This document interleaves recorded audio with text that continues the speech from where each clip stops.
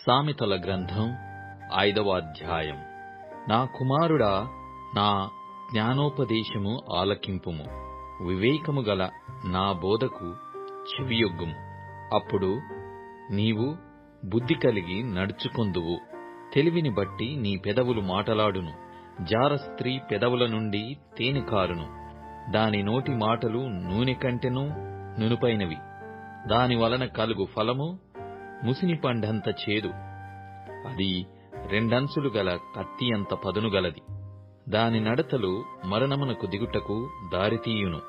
దాని అడుగులు పాతాళమునకు చక్కగా చేరును. అది జీవమార్గమును ఏమాత్రమును విచారింపదు. దానికి తెలియకుండానే దాని పాదములు ఇటు అటు తిరుగును. కుమారులారా, నా మాట ఆలకింపుడి. నేను చెప్పు ఉపదేశము నుండి తొలగకుడి. జారస్త్రీయుండు ఛాయకు పోక నీ మార్గము దానికి దూరముగా చేసుకొనుము. దాని ఇంటి వాకిటి దగ్గరకు వెళ్ళకుము. వెళ్ళిన ఎడల పరులకు నీ యవనము బలమును, క్రూరులకు నీ జీవిత కాలమును ఇచ్చివేతువు. నీ ఆస్తి వలన పరులు తృప్తి పొందుదురు. నీ కష్టార్జితము అన్యుల ఇల్లు చేరును. తుదకు నీ మాంసమును నీ శరీరమును క్షీణించినప్పుడు, అయ్యో, ఉపదేశము నేనెట్లు త్రోసివేసి తిని, నా హృదయము గద్దింపు నెట్లు తృణీకరించెను.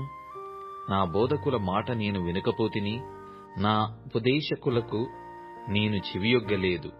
నేను సమాజ సంఘముల మధ్య నుండినను ప్రతి విధమైన దౌత్యమునకు లోబడుటకు కొంచెమే ఎడమాయెను అని నీవు చెప్పుకొనుచు మూలుగుచునుందువు. నీ సొంత కుండలోని నీళ్లు పానము చేయుము. నీ సొంత బావిలో ఉబుకు జలము త్రాగుము. నీ ఊటలు బయటికి చెదిరిపోదగునా? వీధులలో అవి నీటి కాలువగా పారదగునా? అన్యులు నీతో కూడా వాటిననుభవింపకుండా అవి నీకే ఉండవలెను గదా? నీ ఊట దీవెననొందును. నీ యవనకాలపు భార్యయందు సంతోషింపుము. ఆమె అతి ప్రియమైన లేడి, అందమైన దుప్పి. ఆమె రొమ్ముల వలన నీవు ఎల్లప్పుడూ తృప్తి నొందుచుండుము. ఆమె ప్రేమ చేత నిత్యము బద్ధుడవైయుండుము. నా కుమారుడా, జారస్త్రీయందు నీవేళ బద్ధుడవైయుందువు?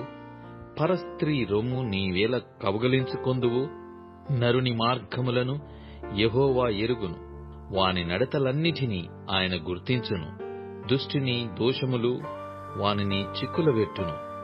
వాడు తన పాప పాశముల వలన బంధింపబడును.